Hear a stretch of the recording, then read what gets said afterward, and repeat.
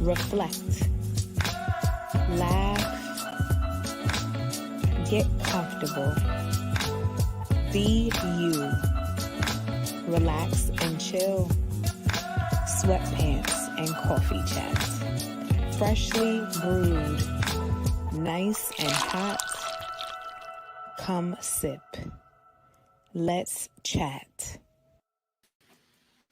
Hi guys, welcome to Sweatpants and Coffee Chat. Thank you guys for coming.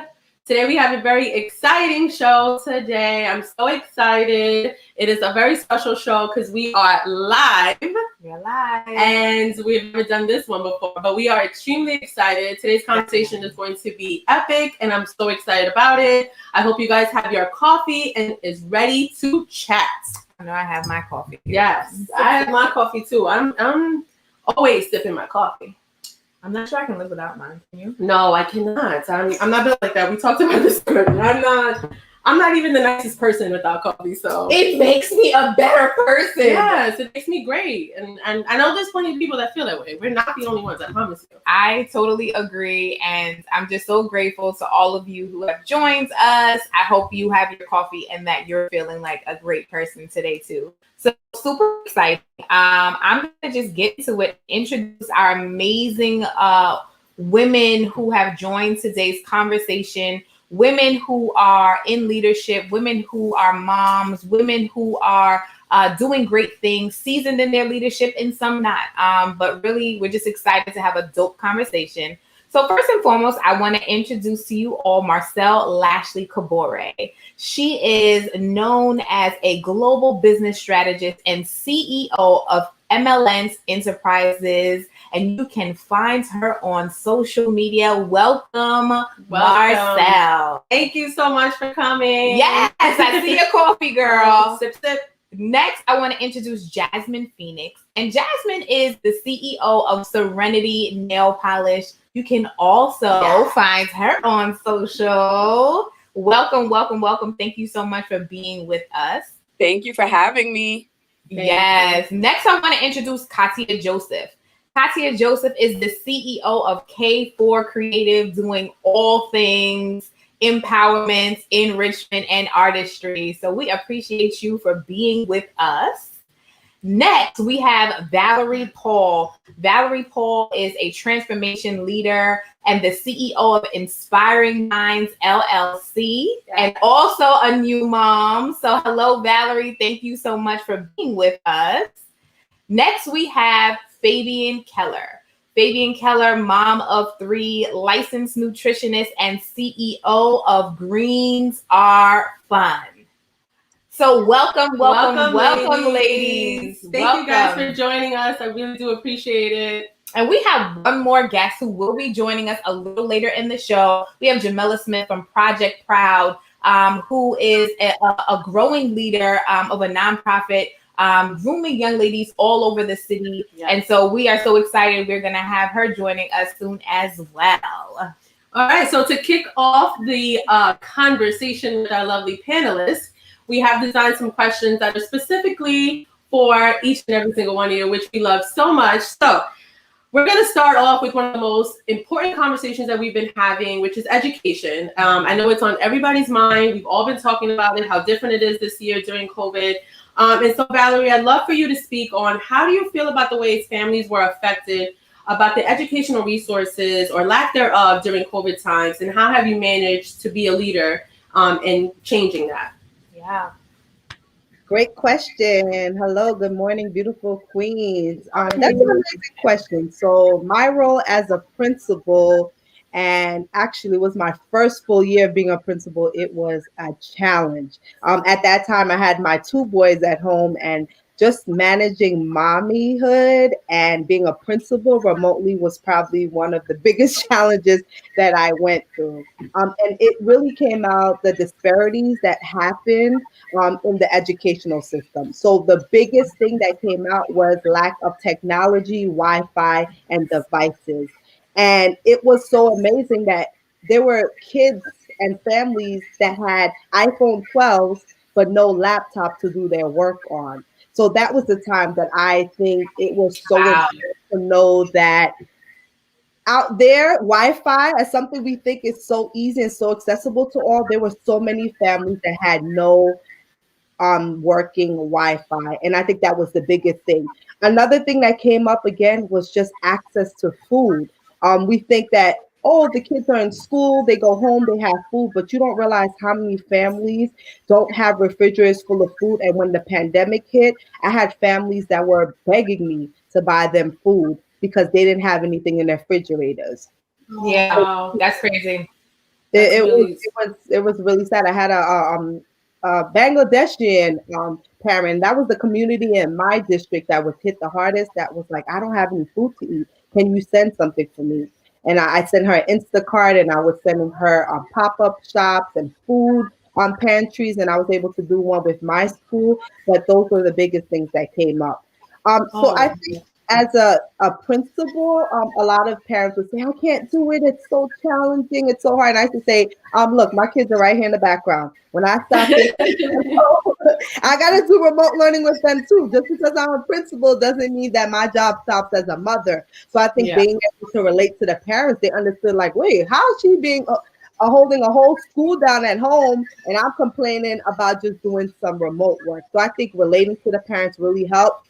I really realized that in terms of financial literacy, agriculture, all the things that the schools do not do, it came out in the pandemic, because if we were building gardens and we had food in our backyards, or if we had saved money, the pandemic would not have hit at hard.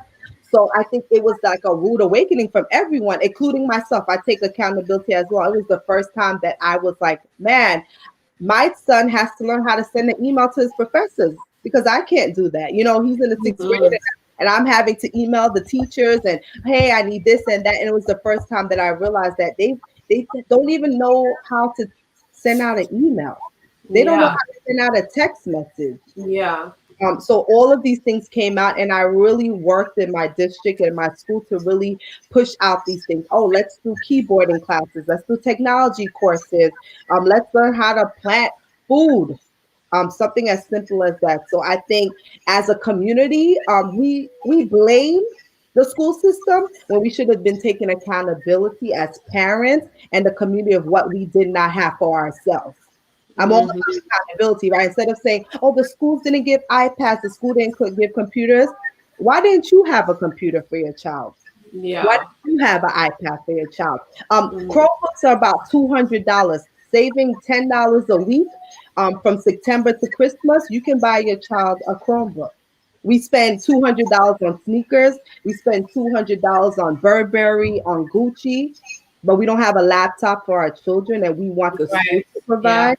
It's about accountability, and that was the biggest thing. And I always say it myself. I always use myself as an example. I was no better. My 13-year-old had a laptop, but my 5-year-old didn't. What did I have to do? Go out and buy him one, and hold our community accountable, right? If you don't have one, it's easy to say, hey, can I borrow your laptop for this week? I'll give it right back on the weekend. I have assignments to do. I promise I'll get it back to you.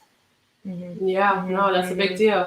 Yeah, that was definitely something that was talked about most often than none, was getting the tablets out, iPads and stuff. I definitely saw the delay in that too. There was a lot of delay in getting one. But I can totally agree with what Valerie is saying. There was definitely a level of dependency on the school system, and and we could sort of go back and forth about what public school education is supposed to provide to students, but quite honestly, when you look in other communities, especially communities in certain districts, and I don't know if some of your children in other districts, some districts were equipped. Some school communities were equipped, but we definitely saw the disparity and the lack of equity when it came to all children across the board having what they needed. But I can agree with you. There's a level of accountability on the families as well. If we're going to let them have iPhone 12s and the freshest Jordans, we certainly need to ensure that I have the educational resources that they need to be great. You know what I mean? They should only be engaging in technology and have books to read and proper materials in school. So very true. That's a very valid point.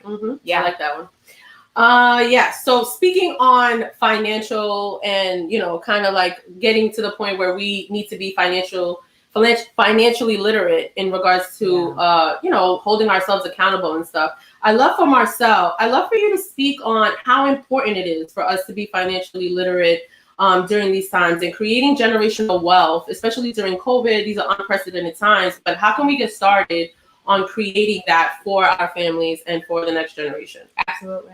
I mean, listen, it is uber important. And I think that we all saw that in the midst of this pandemic, right?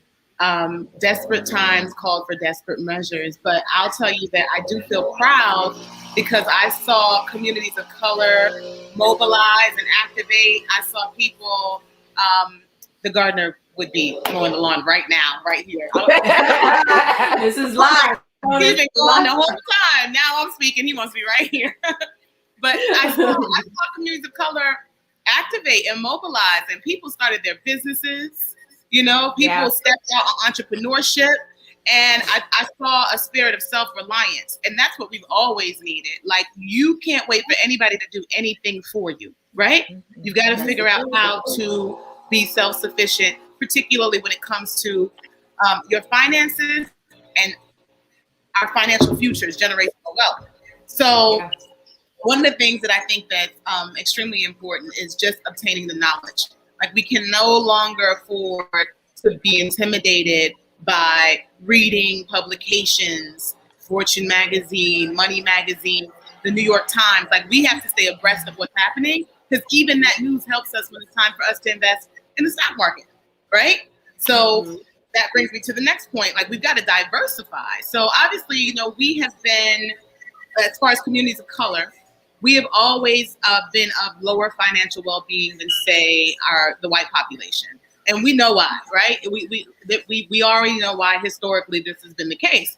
But now that we're aware of it, what can we begin to do to empower ourselves? And I do believe that it does start with education, self-education as adults. Obviously, we have principals like Valerie Paul that I know for a fact value financial literacy education in her school. And that's really, really important for legislation to mandate it. I know that I believe the governor in New Jersey has mandated financial literacy education for middle schoolers. So this is extremely important, particularly in communities of color, for us to value the fact that we need financial literacy education. But as adults, we also have to educate ourselves. So we need to read the publications. And if it can become intimidating, the language, and really not understanding it, there are resources like NerdWallet, right? NerdWallet is a resource that highlights financial experts of color, right? So that we could just, because it's really important to be able to have that dialogue from a place where it's relatable, right? Mm-hmm. And so it is important, to follow people on Instagram, follow people on Twitter, start engaging in the conversation. Take some time to research some of those words, right? This is, again, us investing in ourselves. Right now is the time for us to invest in ourselves. And investing in ourselves is investing in our financial education, taking that leap of faith and starting that business, understanding how to diversify. What do I mean by that? It isn't just saving, investing in the stock market, buying real estate. Insurance policies also increase our net worth. So there's a value we don't even think about insurance, but purchasing insurance, long-term care insurance, whole life policies, this contributes to our net worth and helps to, again, give us purchasing power, right? You buy that one property, all of a sudden you can refinance, pull money out if you got equity, and buy more properties. So understanding how to diversify our financial portfolio is extremely important, but I definitely think that it's about us now being proactive. So the pandemic put us in a place where we are reactive. What we gonna do? I don't know what we're gonna do.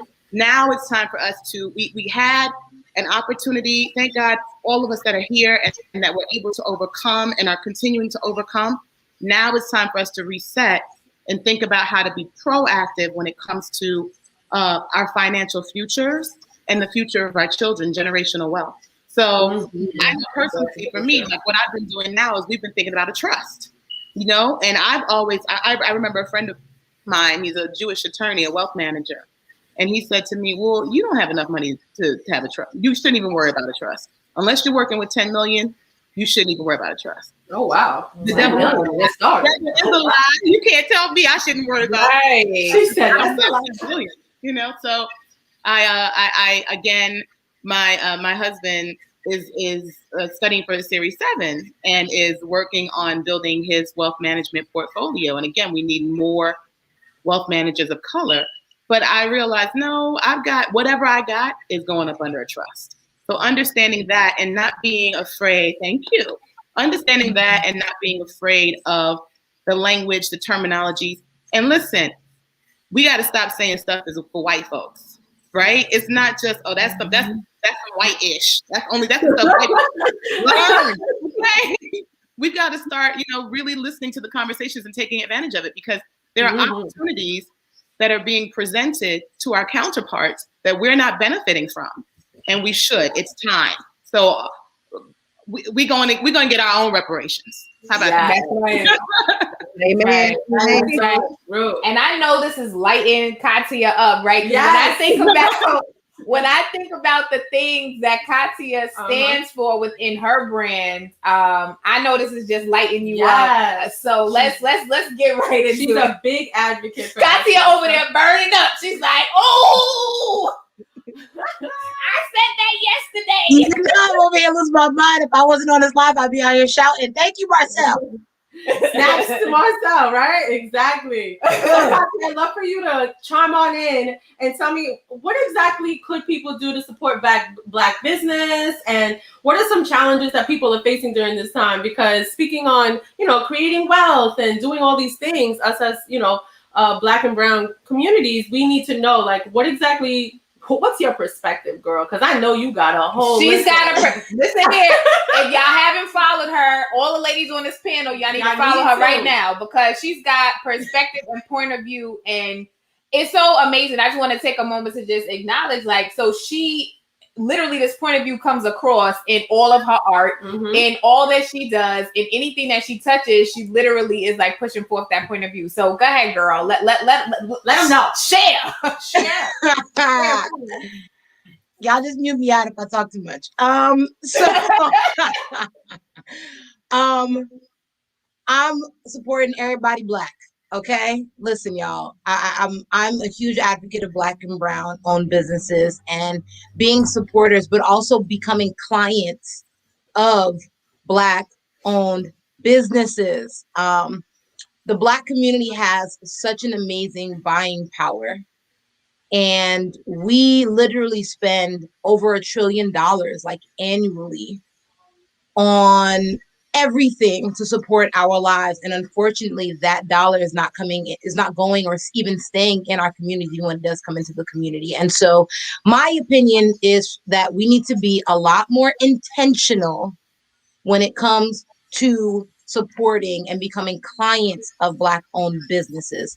And I got talk for the clients and I got talk for the businesses as well. And I hope nobody feel away, because I'm talking to myself as well. But we have to be intentional. We are quick to spend our money any and everywhere, right? Whatever matters to us, and that's just a reality, family. We have priorities. We spend our money wherever matters to us. If sneakers matter, you're spending it there. If food matters, you're spending it there, right? Whatever matters to us. The problem is that it's going to everybody else but us. And so we don't realize where the Black-owned businesses are, and the fact that we're not only showing up at pop-ups, right? Like, a follow on Instagram is fantastic, but what about actually purchasing and donating to Black and brown owned companies and entrepreneurs? And I know they said it earlier, we had a lot of folks pop up in the last year, especially during the pandemic, which is beautiful, continue to grow. But in terms of being intentional, we have to make sure we're creating businesses that are going to last, which means the 90% of Black-owned businesses that are not incorporated need to become incorporated so we can be easier to be found. But also that all of us as consumers have to look for Black and brown-owned companies to shop at, and that's for everyday life, right? I am an artist, y'all. I paint, and I love it when people purchase my artwork, but I'd rather you purchase detergent from a Black-owned company. If you only got $20, $50, $100 to spend, start spending your money on regular household items from Black-owned companies. What toothbrush are you using in your house? right? Wow. Where are you getting the clothes from for your kids? Those are the kind of things. So we have to be intentional. So I want to start there. And then when I say become clients versus just customers, like that one hit wonder, right? Like, oh yeah, I did it. And I'm guilty of it. Like, oh yeah, I purchased Black owned today. But, you know, that's 1% or 5% of where your money is going. What about tomorrow? Because they still have to feed their family tomorrow, right? And so if you can purchase food from them today, can you purchase food from them again next week, the week after, things along those lines? So becoming clients, it's not enough to purchase one time. And then when you don't have the means, the funds, and that's a different conversation, but when you don't have it, people don't realize how important it is to engage with Black-owned businesses on social media, right? Like we joke, and I'm sure everybody on here, we all know because we're on social media, we joke about stuff like, oh my goodness, the algorithms, and I'm trying, you know, we're trying to get these likes and things like that, but we don't realize it's a real thing. As a consumer and as a client, share a post, comment under a post, right? Like it makes a world of difference because we can't find the Black-owned businesses either. And that's because how many followers does Nike have, right? Like how many, like these kind of companies, and we have no issue. They're not looking for us. Our comment ain't making a difference under, you know, like Nike's last post. But I'll tell you, it'll make a world of difference under mine. It'll make a world of difference under Elle Rouge. It'll make, right? Like that's the difference. And so comment, share, like show up where you can, but put your money, like when you have it, and we have it, y'all. It's over $1 trillion a year that we're spending, right? Like put your money into Black-owned business intentionally. And then I want to talk to the Black-owned business owners. I only learned this recently, but it's over 90% of us that are not incorporated. They can't find us.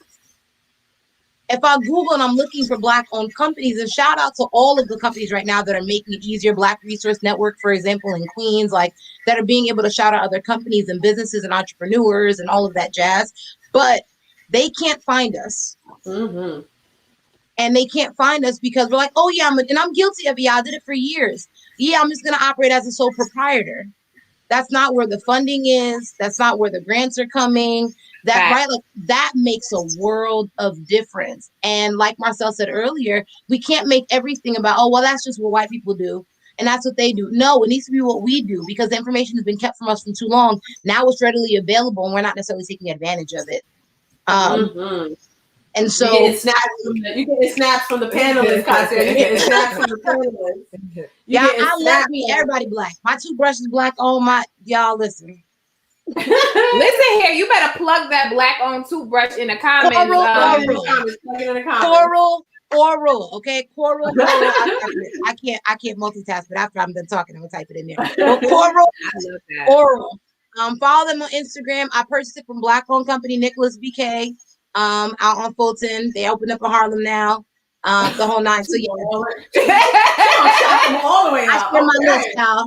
No, we appreciate that. It's very true, though. And I mean, I think that this is perfect because Jasmine, and I mean, you know, Jazz, you know, please do share a little bit of your story, like all about the generational wealth, all about empowering our children. And so, Jasmine, and I won't steal the story, but Jasmine has appointed her 4-year-old CEO of Serenity Nail Polish. And so when we talk about generational wealth and we talk about, you know, prioritizing, you know, just financial literacy in our children, I mean, Jazz, like, I mean, I know this is right up your alley. I know you've been sitting there tapping your little toes like, that's it, exactly, Definitely. that's it. Definitely speak on, like, tell us about, like, what you were thinking and, like, how you basically thought to do that, you know?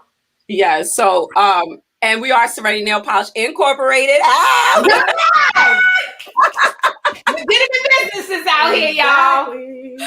But anyway, so Serenity Nail Polish, I wish she was here. She's actually doing her thing at ballet class right now. If she comes home a little bit early, I'll have her hop on and say a quick hello to you all.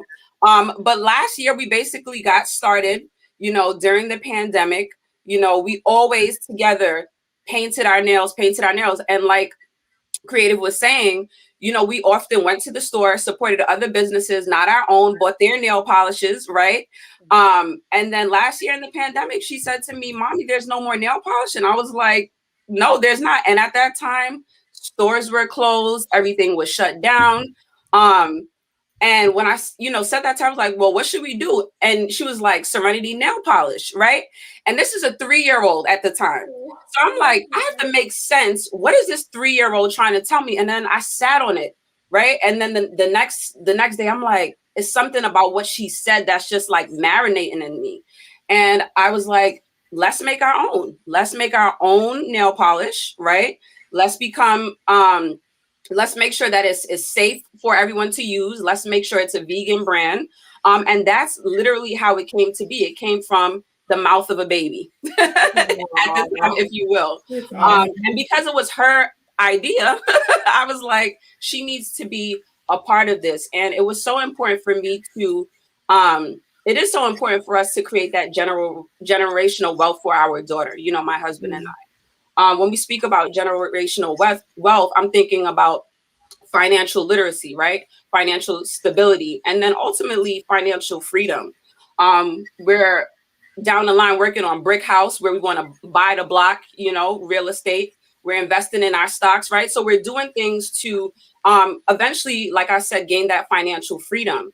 And I know you were talking about how do you manage like motherhood and, because it's hard. It is definitely hard to manage motherhood and entrepreneurship. Yes, because as a mother, we do it all. We're nurses, we're doctors, we're teachers, we're there through everything. And there's 4 things that I try to do to continue to keep myself in balance and keep myself in check. The first thing I do, I create a schedule for myself and I set my goals. What are some things you want to accomplish this week? What are your goals for the month, right? And I'm always kind to myself. If I didn't do something on my check off list today, I say, you know what? Today was a busy day. It's okay. Be kind to yourself. Do it tomorrow. But again, not letting myself get to that place where it's always, oh, well, tomorrow's going to get done and tomorrow's going to get done, right? So then having that accountability partner, right, to make sure that, you know what, Jasmine, you're staying in line, right? You're working on your goals and you're working hard to achieve, to accomplish what you set out that you wanted to accomplish. Yeah. The next thing that I like to do is communicate and ask for what you need. This is something that I had to learn throughout my business, throughout remote teaching. Literally, I'm in the same house, right? So sometimes when we're in the building, you're able to separate work from home, right? And how do you do that when you're having a stressful day at work and it's in your home, right? And then I had to learn, just communicate, ask for what you need in that moment, right? Because no one is a mind reader. So definitely, and taking time for myself throughout the day. I used to have this mommy guilt of like, I spent all these hours on the computer, all these hours with, other people's children that I still consider my children, right? But then I'm like, oh man, I didn't spend time with Serenity yet today, or I didn't spend time with my husband yet today. But saying, you know what, it's okay. It doesn't make me, a bad mom. If anything, I need this time so that I can be a better mom, so that I can be a better wife, right? So that I can be a better teacher, a better business owner, right? Because you can't pour from an empty cup. And the final thing I will say is taking time to eliminate distractions and people in your life that do not serve you. That is that. Because as you elevate, not everybody unfortunately wants to see you win, but that's okay. You got to keep going anyway. That's right. That's how I manage everything. So yeah, that's great. That's and a really big deal. It's huge. And Jamila, like I know that, Project Proud is spending, so much energy into, building young ladies along these exact core values. So, talk to us a little bit about that and talk to us about, what it was like during, the pandemic, as a growing leader who's building a brand. And obviously everything is very like in contact. Like we had to come up with so many creative ways to be able to do what we do. Talk to us a little bit about even just, just some of those core values that you even just heard Jasmine speak of and how, as a growing leader, you're figuring out how to deliver this to your young people and to your young ladies specifically during this time. Yeah, absolutely. So, well, first and foremost, so the Project Proud kind of came about with me. Well, there was a series of ways that it came about. However, one of the things that I thought about while building it was mainly about what did I learn? Like, what were some of the things that some of the teachers that were really hard on me, that believed in me when I didn't, saw me when I didn't, what was some things that they instilled in me?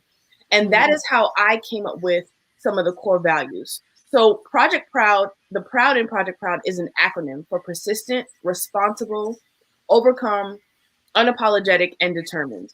And so the goal of Project Proud is that each young girl, whether I have 5 minutes with them or 5 years with them, that they at least have some of those core values, that they feel empowered to be very persistent. Don't take no for an answer, right? I have the amazing opportunity, or I guess you can say, of knowing some of our panelists, and Ms. Katya Joseph is one who is extremely persistent. You know, I would always joke around, and I'm like, she does not believe in the word no. And that is not a bad thing, because at the end of the day, she gets what she and not in the bratty sense, but like, I believe in what I'm trying to get you to buy into, and so much so that you don't really mean no. Like, you don't really mean you don't mean that. So I'm going to help you. So like, that's one of the things, like really being persistent. A lot of our youth, especially our young girls, they need direction. They need direction. They need to understand the power that they have. And so even down to things like, you know, the Me Too movement, right? Like, no, when I say no, I mean no. Yeah. When I say I'm not ready, I'm not ready. You know, things like being responsible. You know, a lot of our young kids, they don't understand. They want the Nikes, but then they don't want to work for it, right? Or they don't know how to work for it.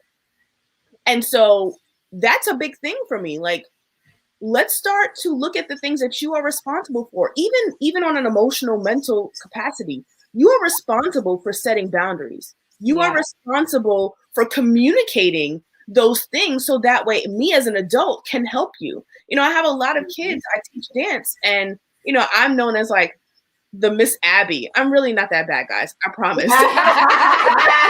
But I'm known as the Miss Abby of the studio, and in the sense that, like, I expect the absolute best from you. You're not going to give me subpar and tell me that this is my best. Absolutely not. Mediocre. So, right. I'm not settling for the lackluster, for the mediocrity. Absolutely not.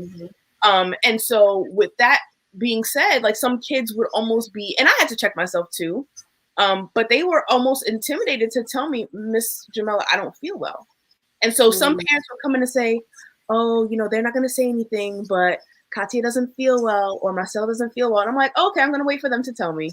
And I'll know this, and I'll tell mom too. I would also empower mom to say, we want her to have a voice.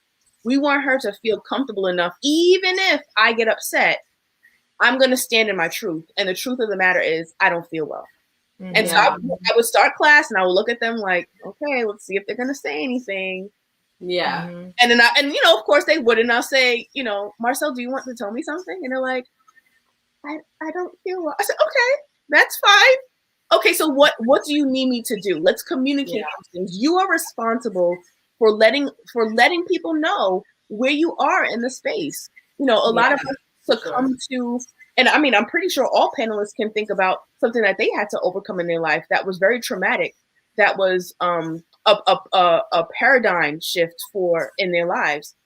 But you are not what you've had to go through, or you can be you can take that back. And you can now use that as a stepping stone to say, yes, okay, I was a rape victim. Okay, I was a victim of poverty, or all these other things. But you are more than that. You are. Let's take that. You know, being unapologetic. You know, a lot of people have been bullied as well, and that's a big initiative for me. You know, getting down to, everybody's so big on the zero tolerance for bullying. But that doesn't end it, right? Like, there has to be some type of restorative justice approach to this zero bullying approach or policy. So, okay, so have you spoke to the parents of the bully? Have you sat down with the bully? Have you had them have a conversation with the victim? you know, those are things that I find is really lacking. And, you know, one thing that I've learned is that, and we all have heard the saying, hurt people hurt people. Hurt people. Yeah, Mhm. yeah. For sure. A follow-up question, just so, I mean, because I love everything that you're saying, but how has this like really stretched your leadership like during this time? Because I know you referenced dance and class, and I know right now, like, you know, the world is attempting to, you know, open back up, but how has it stretched your leadership in trying to deliver this amazing work to young people? Like, how has this really sort of just stretched you, you know, as a growing leader? Right. So in the height of everything that was going on last year, actually, I said, you know, and I saw a lot of Black communities saying, well, we have to help our own.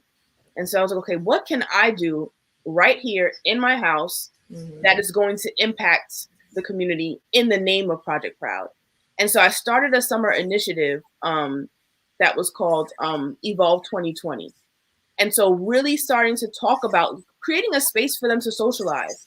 You know, a lot of our kids really don't know how to socialize at this point. I don't know about anybody else, but even for me, when I'm in social spaces now, I'm like, do I say it happened to me just yesterday. I was like, what do I do? You're too close to me. Like, right. Like, we want to have conversations. We have these masks on. And so we have to relearn how to socialize safely.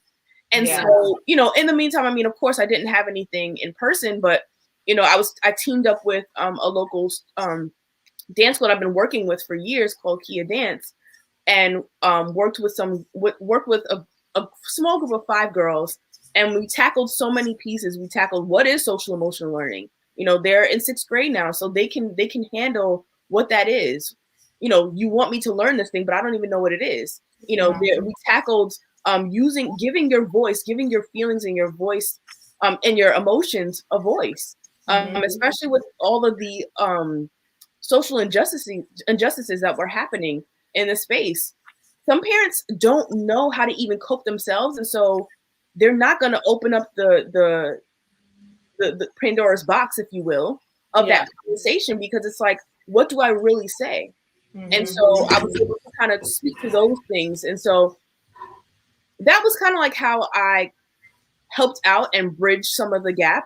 And even you know, going back into the spaces, you know, schools are looking to go back, you know, full time. You know, that's the talk for next year. Social emotional learning and mental health have to be at the forefront. They have to be. These kids are already struggling with anxiety of getting in work, of what do I do in a social setting? You know, I work with a school, and we have social lunch, and we have student-led circles, and kids are freaked out to even turn on their cameras. And as an adult, you're like, that's ridiculous, but it's real. We cannot it's definitely a real thing though, because the mental health, remember where I had expressed that, you know, I have a 5-year-old son, and so I'm just worried about like what he considers normal, and like being like his first year of school was so different from anything I could have prepared him for, because I don't know that life. I don't know what he's dealing with. So overall, like, you know, that's definitely a big deal.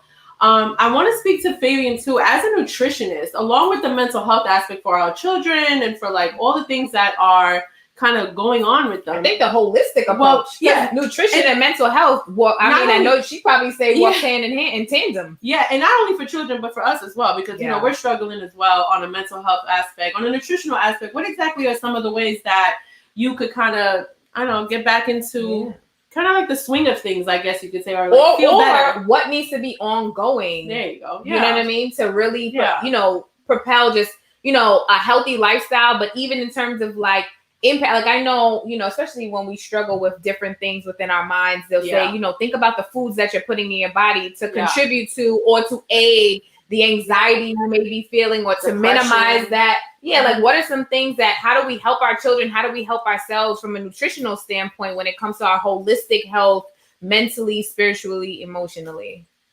Yeah, those are great questions, because as a result of the pandemic, I had to rethink things. And that's the reason why I've even renamed my business. It was Nutrition Living before, and I changed it to Greens Are Fun, to show people that healthy living can be such a fun way of doing things. that it doesn't have to be like a dread, you know, because a lot of times when people think of things that are healthy, it's like, oh, I have to make an additional meal. It has to be steamed or it doesn't taste good. And I tell them, make it simple. I'm very much about simplicity and tasting good. You don't have to alter a lot. So what I've done, even during the pandemic with my kids, is basically get them involved with the way that I'm eating, with what I'm doing, and having them help me. And you find that kids, when they help you to do the things that you need to do in the house, it becomes so much easier. They'll eat it, they'll taste it, they'll play with it because they're familiar with it. So in terms of simplicity, whatever you're doing, add some greens to it. That's the first step. Greens meaning like collard greens, kale, spinach, Swiss chard. Even if you see a green at the supermarket that you may not know, and you see someone is picking it out, ask them how they cook it. Or look at the name up and go back home and look it up. But greens are so simple to make that it doesn't matter what the green is. All you need is a little bit of onion and garlic. Seriously. It is nothing, is like a big science. And that's the reason why with my approach, I tell people it's so much fun. It's like, you know, I feel like I'm a kind of a scientist going into an experimental room. And, you know, that's what I think of the supermarket and just picking out different things. I wonder how this would taste. And what I do at home with my kids is I'm going to show you something new. And if you don't like it, spit it out. You know, because kids are like, oh, I don't want to eat it. I don't want to touch it. Oh, what if I don't like it? I'm like, spit it out, but at least try it. And it's the same approach that I do with adults. I'm like, you know, it's so easy. Let's say you're having a meal and you're cooking stewed chicken. Add the greens to the stewed chicken. The greens will actually taste the flavor of the stewed chicken. And you don't have to have an additional meal. If you have rice with your meal, add the greens to the rice. Like sometimes I'm like, oh, you know, I'm in a hurry. I'll just take the carrots, cut it up while I'm cooking the rice, put it on top of the rice, let the rice steam it. It does. What is in the greens, right? When you eat better and when you're incorporating greens into your diet, why do you physically feel better in your, like, I mean, I know when I'm eating what I call crap food, I mean, I just feel horrible. I'm sluggish, you know, I'm not feeling as energetic. And then I'm a creative. So like you can't create if you don't feel good in your mind. So what is in the greens? Like what is the connection? It's amazing what's in the green. Because in the greens, for example, you see when people have high blood pressure and they tell them eat bananas, wrong. Because most people are eating bananas. I think 90-something% of people, I think it's a small amount of people that don't like bananas. You know, they say, oh, to lower the blood pressure. It's actually the green. In the greens, you have potassium that will help lower the pressure. You have calcium that also helps to target the pressure. You have fiber that helps to lower the blood sugar. So let's say you have something, you're having something with your meal that has some sugar in it, some starch in it, and your body is having a hard time with the sugar. The green will decrease the rate at which the sugar enters the body. Then when it gets inside of the body, it's going inside of the body, it's cleaning itself out. When you don't eat greens, it's like never taking a shower on the inside. It really is. Because everything just creates an environment for bacteria and other things to feast on. The greens, they come in and it just cleanses everything up because inside the intestine are like little hair follicles that are there. So let's say you eat nuts, the little nuts can get stuck. So then you have people that end up with inflammation in the intestine that as a result of what they're eating because there's nothing to clean it out. Colon cancer. Very interesting. So the greens have basically, they not only have the minerals that I've listed, like potassium, calcium, they also have the vitamins that are needed, like vitamin C, like we hear now during the pandemic. One of the vitamins that they were giving to people to help them recover is vitamin C. And the thing with vitamin C, you have to keep taking it in because it's a water-soluble vitamin. What that means is that it gets washed out with water. So it goes in the body and comes out. So it's something that you have to keep taking.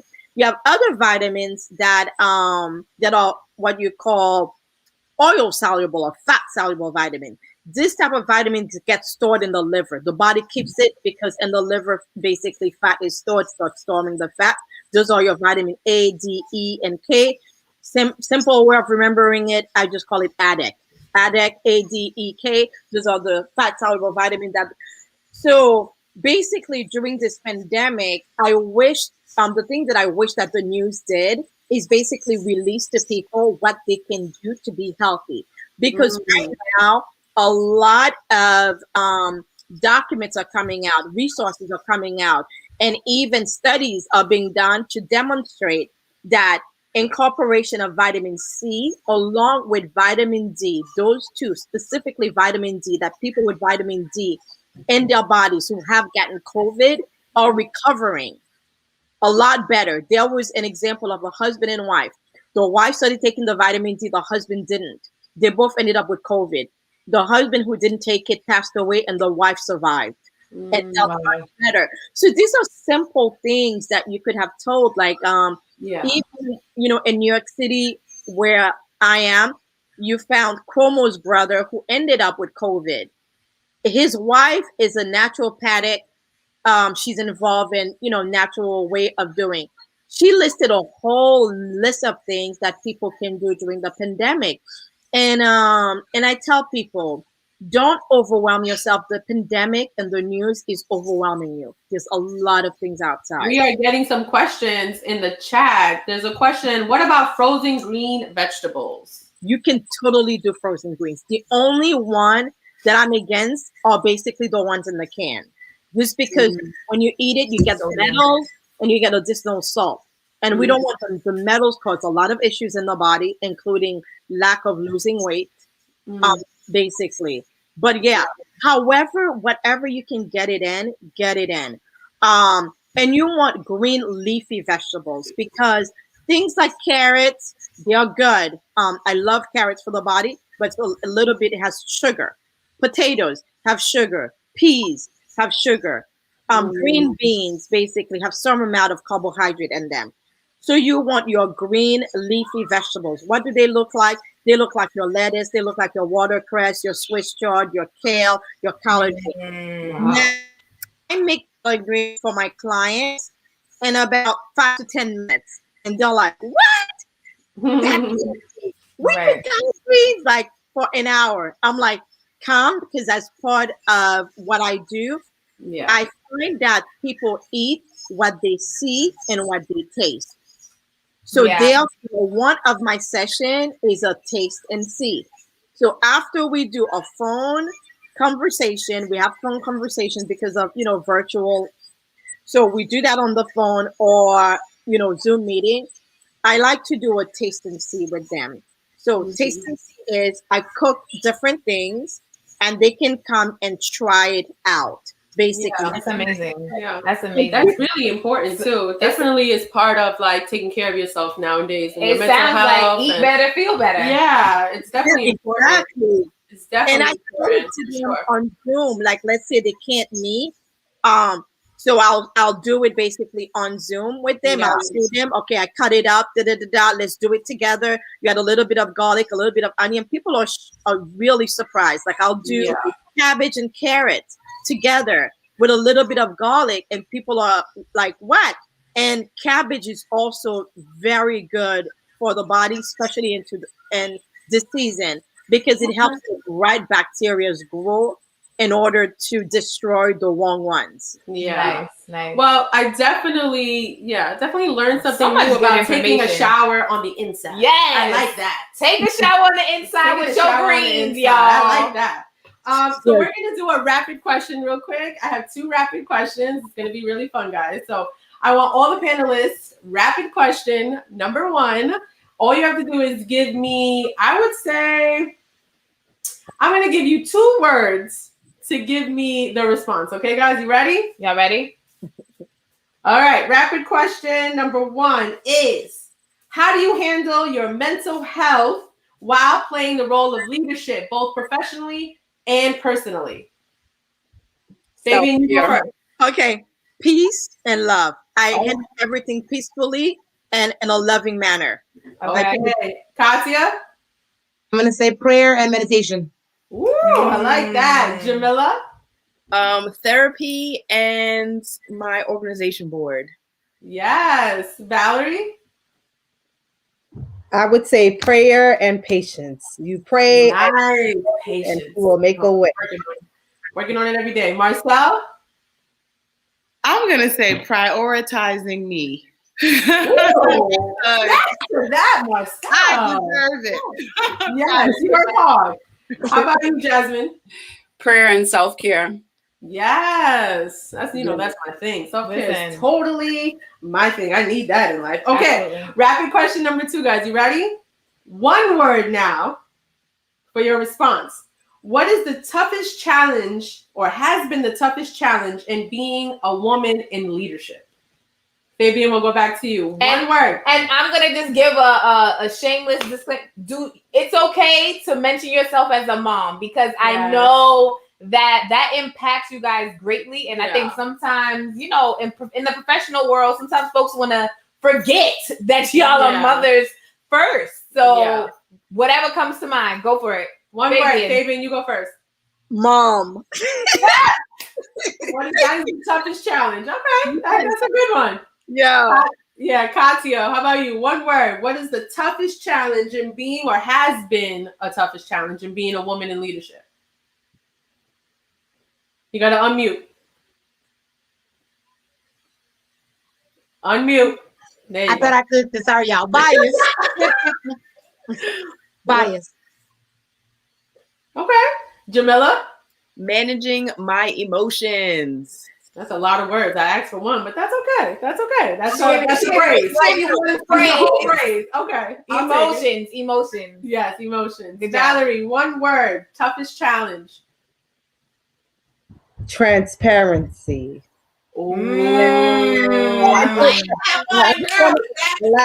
I'm a mother of 3. I have a 2-month-old, and in this time, I'm still a principal. I launched my business. So transparency, that it can all happen. It's not easy, but you can get it done and you can do it. So just being transparent, letting them know I don't have it all together, but I have limitless opportunities. But we gonna work it out. Exactly. Marcelle, one word from you. Y'all know I don't have one word. She got a phrase too. She probably got a whole phrase. If I have to say the one word, I need some context. It's fear, but it's really battling that fear of taking up space. You know what I mean? Like not being afraid to take up that space and just being all of me, whether it makes people uncomfortable or not. That's a good one. Jasmine, how about you? One word is so hard, but I would say balance. Balance. That's a good one. I'm stuck. Yeah, the balance is real for sure. I feel as if like sometimes I stay in the mom guilt way too long. That's definitely something that I struggle with. I also kind of want to balance it all and give my energy towards everything. So yeah, that's definitely a good one. What's one word for you? I'm trying to put it in one word. You gonna give us a phrase too? They gave us phrases. I think it would just be grit, right? And grit in the context of continuing even though, right? I think sometimes so many things try to come to mind, that the fear comes in, the guilt comes in, that I don't feel like it today comes in, or I have so much to do, and we can get so caught up sometimes. So just the grit to, like, from a place of resilience, just proceeding forward at all costs, no matter what. No matter what. That's a good one. Yeah, so that is everything. So just tell the people, where do they find you? Like, before we get out of here, just tell the people really quickly, where can they find you? Katya. Thank you guys for having me. And family, you guys can find me on Instagram and Facebook, K for Creative Inc. You guys can find me on my website, kforcreative.com. Send me an email, kforcreativeinc@gmail.com. Send me a text, all of that. Your fax number. And any upcoming events, Katya? Oh my gosh. Yes, actually, I just launched a YouTube called For the Culture YouTube series. Please check it out. Uploaded the first episode this past Wednesday. I'm trying to figure out the YouTube life, but definitely follow me on YouTube as well. Okay, for Creative Inc. And leave your comments. Let me know if you like it or if you hate it. I just want to Absolutely. Marcelle, where do they find you? Tell us. They can find me. Meet me outside. How about that? No, I'm just playing. Marcelle Lashley-Kaboré. I mean, it's so long. I definitely had to do something about that. But my name. You can find me at my name on all social media channels. But I have to say, this was so full, so rich. Like, I don't want to stop this conversation. I want this panel to like come to the rooftop. Let's eat, let's drink, and let's keep talking. Yes. We might have to make that happen. We definitely learned a lot from each other during this little panel. I liked it. I enjoyed it very much. We're all so different, come from different walks of life, doing different things, have different obstacles in front of us. So it's nice to have, just like a little round table of women who are doing their thing. Mompreneurs. That's right. That's right. Entrepreneurs. Just amazing. That's great. Jasmine, where do they find you guys? So I'm definitely down for dinner. I'm always down for dinner. Good time, good vibe. Love you guys. We going out. Thank you guys for having me. So they can find us on Instagram at Serenity's Nail Polish. Our website is serenitynailpolish.com. Our Gmail is info@serenitynailpolish.com. And in terms of events, we actually have an event today. It's going to be all kid entrepreneurs right there in Queens. If you follow social media, you will see the address in the flyer. It's today from 1 to 6. And then on Sunday, May 23rd, we're having a Mommy and Me Manicure Day, a day of pampering for moms and their little girls, aunts and their little girls, grandmas and their little girls. God, mommy. All the welcome. God, mommies and their little girls. Definitely check out my social media page as well. You can purchase your ticket on Eventbrite. And we have goodie bags for you all as well to take home with you at the Mommy. I remember goodie bags. And I'm celebrating. No excuse. I gotta pull up. If you're not celebrating tomorrow, we got you Sunday, May 23rd. Check us out. Awesome. Jamela, how do they find you? So you can go to project_proud_ for Instagram. You can just look up Project Proud on Facebook. And then my website is www.projectproudnyc.com. As of now, the only events that I'm working on is launching an extent of my apparel line. So that should be coming out soon. I'm really, really excited for it. I got a couple of statement pieces. So that's going to help fundraise. So that way I can reach more communities that cannot afford what I have to offer, my services. Awesome. Valerie, where do we find you and this glorious new business that you just launched? Yes. So you can go to Inspiring Minds LLC. That's where you're gonna find curated jewelry pieces, and I hope to do my life coaching and my motivational speaking from that platform. But I also have Principal Paul 21, all things about being a principal and Principal Paul and the things she does day to day, and just being a mom. So just catch me. I have some pop-up shops coming. The official launch of Inspiring Minds will be June 1st. So I have some orders, but you can order some pieces now. And I'm just so thankful for this platform and all these beautiful queens on this line. Shout out to each and every one of you guys. Yeah, and let us know how we can support your launch. Yes, I mean, definitely. MLN with the experiential marketing, Serenity Nail Polish with the experience in pop-up shops. I know Katya has experience in that as well. Let us know so we can repost you, all that good stuff. We need to make sure you have a dope launch. This is amazing. Fabinne, where do they find you? You gotta unmute, hon. I think that's the catch line for all of 2021. Unmute. Like somebody needs to just make a shirt. Unmute yourself. Yes, that is very true. I got y'all. Learning for you. Yes, they can find me on Instagram now at Greens Are Fun. I will be launching also the Greens Are Fun sometimes later this year, because I want to work on a tea line, especially for mom to relax and enjoy some tea along with eating healthy. So we'll definitely let you know more about that. But Greens Are Fun on Instagram, on Facebook, I'm still under my name, Fabinne Keller, so they'll find me under that. Nice. Awesome. This Well, was thank so you guys great, so ladies. much. We appreciate all of you queens coming and giving us your knowledge, your perspective, your opinions, your stories. We really, really appreciate it. And for everybody who was on the live, thank you so much for coming on the live. We really appreciate it. Those that commented, Absolutely. we really appreciate it. Thank you guys so much. And we will see you in the next chat. That's right. See you Bye, soon, guys. ladies. Thank you for having us.